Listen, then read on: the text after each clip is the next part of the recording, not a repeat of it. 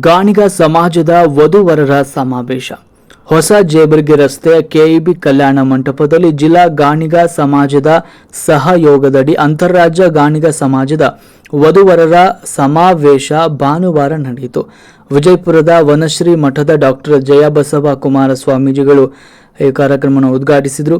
DCC bank ಉಪಾಧ್ಯಕ್ಷ ಸುರೇಶ ಸಜ್ಜನ್, ಸಮಾಜದ ಕಲ್ಯಾಣ ವೇದಿಕೆ ರಾಜ್ಯ ಸಂಚಾಲಕ ಡಾಕ್ಟರ್ ಕೇಶವ ಖಾಬಾ, ಸಿಂದಗಿ ಮಾಜಿ ಶಾಸಕ ರಮೇಶ ಬೊಸನೂರು, ಹಾವೇರಿ ಮಾಜಿ ಶಾಸಕ ಶಿವರಾಜ್ ಸಜ್ಜನರ್, ಜಮಖಂಡಿ ಮಾಜಿ ಶಾಸಕ ಆನಂದ್ ನ್ಯಾಮಗೌಡ, ರಾಜ್ಯ ಮಹಿಳಾ ವಿಶ್ವವಿದ್ಯಾಲಯದ ಸಿಂಡಿಕೇಟ್ ಮಾಜಿ ಸದಸ್ಯ ಶರಣಬಸಪ್ಪ ಅರಕೇರಿ, ಕಲ್ಯಾಣ ಕರ್ನಾಟಕ ಕೈಗಾರಿಕಾ ಮತ್ತು ವಾಣಿಜ್ಯ ಮಂಡಳಿ ಮಾಜಿ ಅಧ್ಯಕ್ಷ ಪ್ರಶಾಂತ ನಕರ, ಶಿವಲಿಂಗಪ್ಪ ಕಲಶೆಟ್ಟಿ, ಉಮಾಪತಿ ಚೌಧರಿ, ಶಿವಾನಂದ ದ್ಯಾಮಗೊಂಡ, ಸುರೇಶ್ ಪಾಟೀಲ್, ಬಾಬುಗೌಡ ಪಾಟೀಲ್, ಮನೋಜ್ ಸಜ್ಜನ್, ಬಸವರಾಜ ಕಲಶೆಟ್ಟಿ ಇತರರು ಇದ್ದರು. ಕಲಬುರಗಿಯಲ್ಲಿ ಭಾನುವಾರ ಆಯೋಜಿಸಲಾಗಿದ್ದ ಗಾಣಿಗ ಸಮಾಜದ ವಧುವರರ ಸಮಾವೇಶವನ್ನು ವಿಜಯಪುರದ ವನಶ್ರೀ ಮಠದ ಡಾಕ್ಟರ್ ಬಸವಕುಮಾರ ಸ್ವಾಮೀಜಿ ಅವರು ಉದ್ಘಾಟಿಸಿದರು.